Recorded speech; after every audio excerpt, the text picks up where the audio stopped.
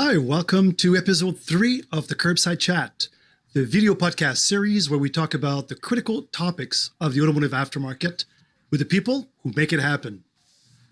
The chairman of AIA, Susan Hitchon, is back for another great conversation with an industry expert today. And if this is your first time joining us, well, welcome. I'd like to make sure that you post your questions in the Q&A panel, and I'll do our best to get to all of them. In a previous episode, we discussed the importance to attract future talents to the aftermarket. And so today, I want to give a warm welcome to students from the Automotive Business School of Canada from Georgian College and the Southern Alberta Institute of Technology who are joining us today. I also need to mention that Curbside Chat would not be possible without the support of our sponsors. So thanks to you, and let's get started. So good afternoon, Susan, and welcome back. Wow, this is already episode number 3. I know, isn't that crazy? Who would have ever thought? Good afternoon, JF, and welcome to everybody who's on the call with us today. First of all, I hope that this event finds you, your families, and your colleagues safe and well. I know it's been a difficult several months, and I'm sure everybody is doing their best to manage both physically and mentally during this period while you're trying to balance your busy work schedules as well. So I appreciate you joining us on this call today. We have a great show for you this afternoon, and I hope you find it informative. Now, our aftermarket is soon going to be repairing the cars of the future. Repairing and maintenance of future technologies is a top of mind topic for everybody in our industry. And I have this vision of a giant 10,000 pound computer driving into automotive shops all the way across Canada. And I'm hoping that our technicians and our shop owners know how to treat those vehicles for repair and maintenance. So in particular, what does this topic mean for our aftermarket community? Our industry expert today is Malcolm Sissmore. He is the North American Vice President of Sales for Delphi Technologies. He has accumulated more than 30 years of global automotive aftermarket industry experience and is a proud recipient of the Queen Elizabeth Diamond Jubilee Award. We've met many times before. Malcolm, it's a pleasure to have you on the show, and welcome. Thank you, Susan. Let's just jump right into it. First question, just right off the top there, Malcolm, can you tell us about what your role is in the aftermarket? Sure. I'm Vice President of Sales for Delphi Technologies Aftermarket in North America, and Delphi Technologies is now a division and a brand of Borg Warner. So my job out there is to work with our sales team and our category managers and take products that we make in our factories and make them available to the aftermarket repair business, primarily outside of vehicle warranty timeframe, both the parts, the training, and diagnostics tools. And then, so being in that role, you're at the forefront of some very exciting emerging technologies. And so what do you see as the next big thing in technology? Well, there's not any one big thing, but there is a lot of big things happening right now. And a lot of this will start hitting our service repair bays in a few years, but you can kind of put some buckets together. You can talk about powertrain technologies, propulsion technologies. Then you talk about active safety technologies, and autonomous driving. Those would be kind of 3 big buckets of technology that can all be delved into beyond that. So I wouldn't say there's only one big thing. And all of that stuff is here today, certainly evolving every year and definitely getting into the repair sweet spot. And in your opinion, what's driving that? Is it this complex introduction of new technologies? Is it consumers looking for new gadgets and cool things in their car and, all of the big screens that we're now looking at when we drive? Or is it OEs competing for market share and trying to develop new things? Or is it a safety and security feature that perhaps government legislation or regulation is putting in place, or a combination? How do you see it? Yeah, the easy answer to that is yes to them all. But really, break it down and say, okay, government regulation drives the majority of propulsion advances, right? If the government says you have to have 80 miles per gallon or pollution in that certain area, the car companies have to develop the technology to be able to get those vehicles to that spot. They're really so that's the biggest driver. And there is consumers that want a healthier planet, and they're conscious that way, and they want to have a vehicle that is a low emission producing vehicle. But to get those type of technologies all to work to come to those miles per gallon, like start-stop technology, gas direct injection, turbocharge, multi-charge coils. And that's just talking about just the engine. You think about the transmission aspects of things that go along with that. So the combination of all those technologies to get to that government regulation that's out there, and governments change, as we know, in different jurisdictions, but it's, necessity is the mother of all invention. So if that's what they always have to get to, then companies like ours are going to help them get there. And that all comes with all sorts of new technologies that'll have to be repaired in the aftermarket. And that's just talking about propulsion. And you think about active safety, right? And you say, is it cool? I always remember years ago, Volvo was the safest car out there that had airbags everywhere. Every car today has airbags everywhere. And those are not regulated. An airbag is, but not all those airbags. But you wouldn't drive a car without having those airbags anymore, right? So it's just evolved that way. Active safety, I would take that into, if you've driven a car with automatic braking or lane departure, right? Kind of weird at the first time you do it, but then you quickly just get used to it. And if you go to your next car and that doesn't work the same, something's wrong with it, that's going to be a big inconvenience, safety, that type of stuff. So I would say from a consumer side of things, once you start using some active safety, then you're going to want that in the future. Think about a car that's 10, 11, 15 years old, which is the majority of cars that are out there right now. But think about those kind of technology vehicles 10 years from now, and they want to be repaired. And it needs to be affordably repaired as well, right? This is not a vehicle that, active safety has to work. There is no second chance for it not to work. Mm-hmm, mm-hmm. Well, and so what effect would that have on the aftermarket, you think, Malcolm? Is that going to eliminate the traditional aftermarket repair and maintenance? And is that going to eventually shift consumer to go to the dealership? Yeah, again, a lot of answers to that. Let's just talk about a couple there. Hybrid vehicles, we're talking about electric hybrid vehicles and the fact of less maintenance required, right? There's no, crankcase to be changed. A lot of that is a misnomer, right? Only like 3 or 4% of vehicles that are being sold are pure electric. The other hybrid vehicles are all hybrid electric, right? They have different forms of battery power in there, but they also have usually a 2 or 3, 4-cylinder GDI engine in there as well. Backup power sources and things that are going to need to be done and maintained traditionally. Then you look at the advent of GDI turbo out there, right? A lot of turbo out there, and most OEM maintenance manuals you look at, a turbo vehicle requires twice the amount of maintenance as a naturally aspirated engine, right? So you think about, as this stuff starts hitting more and more, we're going to be busier, not less busy. So there is a change for the shops from that perspective. Do you want to talk about something that could be somewhat of a game changer, or think about things are either going to the dealerships or not, is talk about over-the-air updates. Okay, this is where your vehicle has a update that's done, but it's not done by going into a bay and using a pass-through device and a subscription form and updating. It's done over the air, right? And the amount of updates that are having to be done to a vehicle under warranty and then later on in regular maintenance is tying up a lot of bay time, is tying up a lot of consumers. They have to have a car dropped off and leave it for an hour or two, or whatever it is. If that can be done over the air, like you hear and read about with Teslas and stuff like that, that will actually bring in a kind of a third party, the OE themselves, right? Because they'll be the ones delivering that to the consumer. Really awesome for a consumer because they're going to get their update, whatever it is in the driveway or whatever, done. Like we get our phones done all the time. And that isn't really anything to do with unfair competition or anything. That's just a way be able to progress to make sure those things are done. And it's got great consumer awareness to it. But the shop needs to be, as the OE dealer, be aware that's a different change. They're no longer going to be needing to do those updates.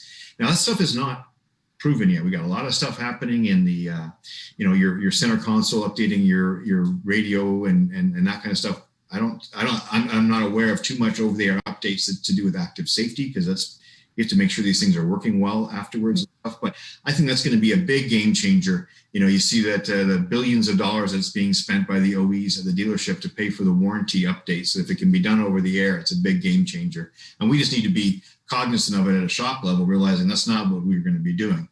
Things are going to get updated independent of us. But when you need to have your phone repaired, your car actually repaired is where the shop's going to be involved. And, I'll just tell you a very brief story. This sort of thing just happened to me a couple of weeks ago on my motorcycle. I was out for a nice fall sunny ride, and my check engine light came on my bike, and it's a brand new bike, so I was quite concerned about it. And so I immediately went home because I didn't want to continue driving with the check engine light on. Called into the dealership because I don't have a aftermarket repair facility for my specific model of motorcycle. Went back into the dealership. It was an update that needed to be done, but I couldn't do that update myself from home, nor did the check engine light tell me that all I needed was an update. It gave me this pretty severe warning of a check engine. So that's sort of an example, not being a car, but motorcycle, where an update needed to be done, and I had no idea how to do that myself or continue driving my vehicle. So that's very interesting, and hits home for me for sure. So on this whole topic of over-the-air updates, it kind of talks about data. And can you talk about the impact of data on service and diagnostics in particular? How do shops prepare for diagnostics? Are we going to be able to do those in our aftermarket shops? Yeah. So one thing we've got to be very cognizant of is the infrastructure, the business we have out there today, the shops that are existing, the VIO that's out there, and it's vehicle models, up until 2020 model years that are on the road. Okay, there's a lot of stuff in those vehicles today that is being repaired in the traditional aftermarket from those past years, and working through that. I can't see a lot of that changing, right? The aftermarket has been very resilient to aftermarket repair since the very first car came off the line, whether it's technology or competing with dealerships. And I wouldn't want to say dealerships, we compete with each other in the aftermarket. The dealerships are also good people that we should be competing with best practices and best services in that. Not so much protectionism as much as being, training, diagnostics, tools, information, right? There is a relationship there that can be had. I think that it's ongoing. We have so many things today that already are in need of cooperation with the OEs and dealerships to make it happen for the best interest of the motoring public. That's really what it all comes down to, is how can we make sure the consumer is taken care of in the best way possible, not trying to be a better way. It's just that what is the best possible consumer way? Like in your place of business, your town, if there was no dealership to do the update on your bike, I'm not sure what we'd do. You'd have to trailer it to some other location. That's not convenient, but it's also a motorcycle. It's not your local ambulance that needs to be repaired. Right. Hey, Malcolm, thank you. Just a quick note to everyone. We're getting a lot of questions. Thank you very much. Continue to send those questions in. You could give some thumbs up in some of the questions you like, so we'll be able to get through some of these questions. And Malcolm, when we think about all of these upcoming vehicle features are coming up in the technology, what do you think all the skills that technicians will be seeking out in terms of continuing education and training to be able to repair these vehicles? So I think, from a technician perspective, is you need to make sure you're signed up for a lifetime of continuous learning, right? It's no longer kind of selective to do training, because the technologies are all coming, and some training is platform specific, that your make, model, vehicle, which is really good if you happen to need to work on that. Then you have a lot more general training, but you really need to have a mindset that I'm going to be continuing. It's like a doctor, out there. I wouldn't want my doctor graduating in their 20s and see them in their 50s and they haven't had any more training in between, right? Same exact thing happens with the vehicle. So that should be, and then from a business owner perspective, from a shop owner, you really make sure you have a diagnostic tool, subscription, and training budget. You don't want to suddenly go, boy, I got to spend $20,000 on a tool. Your business needs to plan for that. So the training is ongoing, and I think we'll find training to become more on demand as well. And you read about it now. Some of the stuff you see going on at the Porsche dealerships, where the glasses and the technician is able to, another technician looks through their glasses. I can see that stuff happening as well into the future on that side of it. Keep in mind, we got a lot of difficult vehicles on the road today that need to be repaired. You can't just bring any car into a shop today that's on the road there and have your shop be prepared to repair every part of it, whether it's Toyota Prius or some sort of fancy SUV with air systems. And you touched briefly on shop owners or ASPs being prepared, and in preparation for today's podcast, we said how is an ASP or shop owner preparing for the future and their business strategies? What adjustments do they have to make? And one of the things that comes to mind is educating their customer on what's now needed for today's vehicle. So Mrs. Hitchon, your last car that you had, that was a 2005 Nissan whatever, today your vehicle today is much different than that and needs a different type of service and diagnostic. And by the way, there's extra cost for that. So how does a shop owner prepare their team and prepare for the future? So I think that we're starting to see this show up is not only training for technicians, there's training for service advisors, right? And it's all about how to put that message across, because this isn't your father's Pontiac anymore, right? It really is.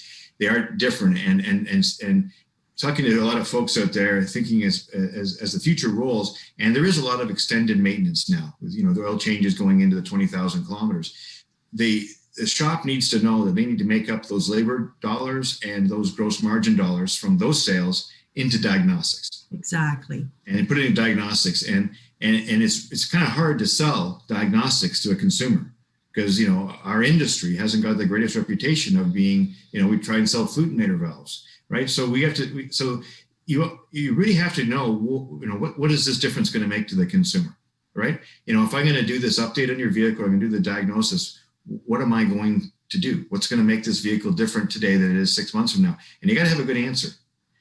And some of that is in researching that vehicle make and model and what updates are available. And shops can, put the VIN in and find out what has or hasn't been done. They might find out and say, do you ever have your power window actually kind of stalls every so often? Well, yeah, but it goes away. Well, we fixed that now by doing this diagnosis, but it's $104, whatever the thing is. People will start getting used to that. Like, I just looked at my Apple Care on my phone. It's awesome. Unless I need a screen replaced, I still got to pay $36 plus a $35 handling fee. So what's the Apple Care for? Yeah, exactly. And I think consumers are going to have to start making the connection between handheld computer technologies like your iPhone to your computer. And a diagnostic fee is going to be necessary in our aftermarket industry, right? Definitely. And Susan, if I could just speak of that, the shop side of things, and there's a lot of talk about cybersecurity and everything these days. And I watched a program the other day about how wide open a shop can be for cybersecurity, and making sure that you have a very closed system for your technicians to be using, and then a separate system for your service advisor, and a separate one for your guests to be completely secure, because it does leave everything wide open, and we want our industry to be known as a very secure industry. Absolutely. Absolutely. Now, we also have our Georgian College and Alberta College students online here, and they've prepared a lot of questions for you. So rather than me taking up all of your time, Malcolm, I want to make sure that we get some questions from the students as well. So JF? Yeah, thank you very much, Susan. So, yeah, let's look at some of the questions from the audience.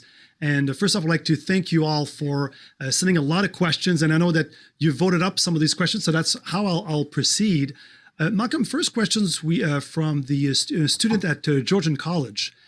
As we know, eBay, Amazon, and Google are all going to be major investors in the market of EVs and autonomous driving. So would this mean traditional aftermarket is at risk of losing employment and people as these new players enter the market? No, I would say the opposite. I think that you guys could all apply for jobs with them. There isn't we need people, right? Business. So I think that just adds more to it. The way it shows up there, how with Tesla with the non-dealership models and different things like that, you never know how that's going to go. But hey, those businesses need well-qualified, good people. And so to me, I wouldn't look at that as any threat. But obviously, if some shop out there doesn't want to get on the internet, then yeah. Great. Another question, and a lot of questions have come in relations to the deployment and use and reliability of ADAS system, right? Advanced Driver Assistance Systems. One of the questions is, who is at fault if one of these system fails during a crash? Do you know what's your perspective on this? Yeah, I have to give you more of an opinion, I think, on that. And one, I'm not about to interpret the laws in different countries and what it would be. I would say that everything would be investigated. Like, who's at fault when your brakes fail today? Right. Everybody. Yeah. Good point. One more question. Do tire distributors expect to see major changes due to the increase in wear and tear that's caused by electric vehicle? And so how do you think they're preparing for that change? Yeah, I think the tire companies are very innovative, and so they'll create rubber that will provide. Nobody's going to want their tires to wear out because it happens to be electric. It also depends how you drive it, right? I got an M4 BMW. My tires wear out. I don't think it has anything to do with BMW. But so I don't think that. But I can see new technology showing up in tires. That's pretty cool. Where the tire senses the road condition and widens the tread if it's raining or snowing and narrows it if it's not, just because it senses that. That technology is out there today. I saw it at the CES show. So I think we'll see tons of tire technology continuing to evolve. And you got to find the balance. Like one of the things you talk about, autonomous driving vehicles, they're going to be driven way more than regular vehicles are today, because there's nobody having to pay to drive, right? So those tires nobody's going to be happy replacing the tires all the time. Right. Hey, Malcolm, a lot of questions goes in the same directions and asking, how do manufacturers, OEMs today are releasing information to the third parties, such as the repair shop, and how do you see that it evolves in the future? Well, through NASTF and the different, and I think through the CASES program in Canada, access to the subscription programs for the uploads are there. So everything's mostly available today from that side of it. And that, for those make model years, and that shouldn't be changing at all. So I can't really see much differently going on there. Keeping in mind that, a consumer has it's their vehicle, their data. If they have a telematics program, it's through an OE dealership, that they are communicating with the dealer, and that consumer has every right to forward that information to their technician or anybody else they want to look at it. And to some extent, having the same view as the dealership then, and people can compete on best practices. Great. And as you know, AIA is very much involved in those discussions about ensuring consumer choice, competition, and the sharing of information, and obviously maintain a competitive marketplace, as you know. Switching gears a bit here, what's your opinion about the fact that as we have more and more data on the vehicle, would people be allowed to go to a shop to disable some aspect of these features or communication technology if they felt that their privacy was being compromised? Interesting question. Again, in my opinion, I'm not sure what's out there. I know that when you're buying a new vehicle, or you give the choice of whether or not you want to be communicated with. You have your choice on communications. That's kind of the first one there. Is there data that is going to go someplace or could be monetized that's yours that you have no awareness of? I don't know. I don't know where that would go. I think that's going to be driven by the privacy people out there, and I believe that the OEs will need to have a mechanism and now what can or can't be shared. Frankly, I think that it will eventually become monetized. Nothing to do with the vehicle, performance or that, but it's all about you as a consumer and what you do. That part. When it comes to repairing the vehicle, that's not really where the aftermarket needs to be playing. Good point. Hey, Malcolm, there's a lot of people also asking questions, and generally speaking, we know that the public doesn't have the warm and fuzzies for the ADAS and all these new technology that's supposed to protect them. And a lot of people have asking questions that goes in the same sense. How do you believe that, or do you believe that these systems are really safe? Can we trust them? And what would be the response you would give maybe to our student at Georgian College, but also the general public, asking really, can we trust these technology being developed to protect us?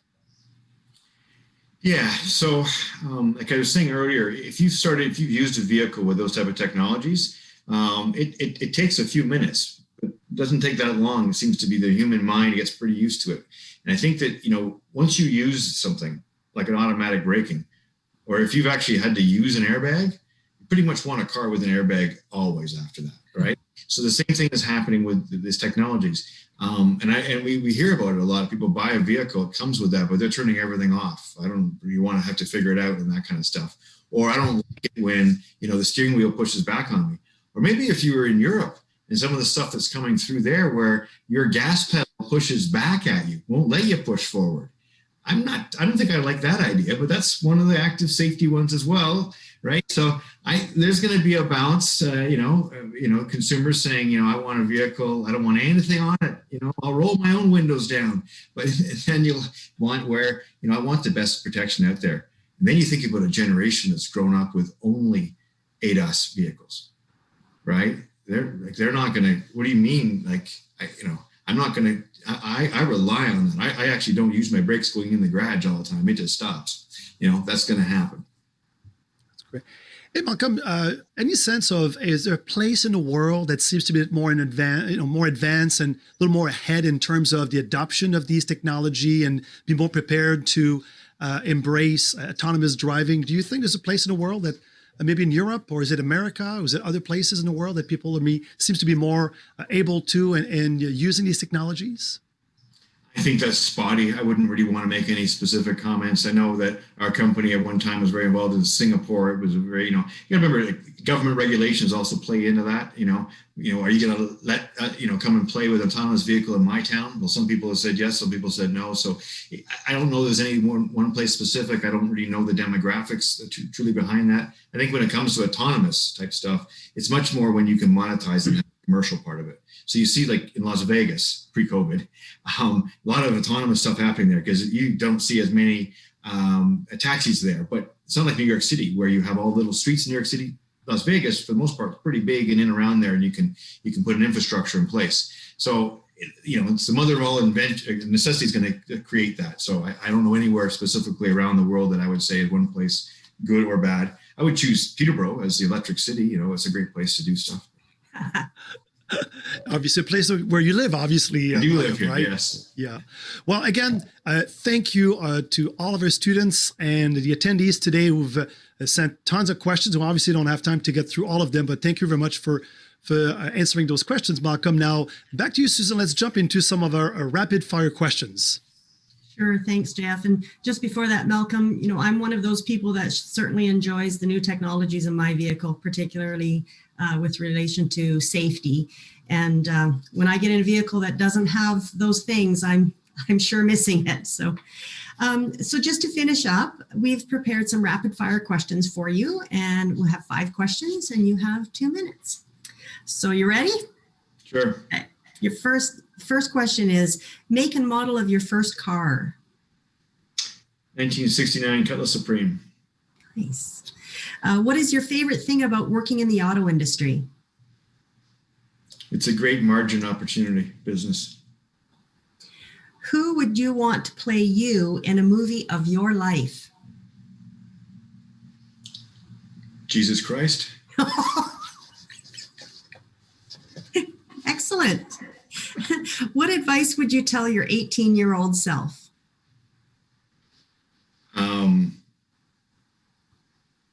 Stick to your automotive machinist apprenticeship. You will go places. Yes. And last one, what is your last bit of advice for future career opportunities for students in our automotive aftermarket? That, the automotive aftermarket is huge. Only one part of it is repairing a vehicle. You start by, making the parts, designing them, engineering them, right through the whole system, and think about all the other peripheral activities that are available, whether it's finance, human resources, technology. This is a big, big business. It's one of the largest employers out there. Like I just mentioned, it's a high margin business. You can do well in this business, even if you don't want to repair a car. Very well. And you've certainly done well. And it's a pleasure working with you over the years, Malcolm, and meeting you at various events and conferences. And it's really a pleasure to have you in our aftermarket. We're very lucky for you. Thank you, Susan. So thank you again for joining us today, everyone on the call. And thank you, Malcolm. Thank you all for watching. And we'll see you next time on the next Curbside.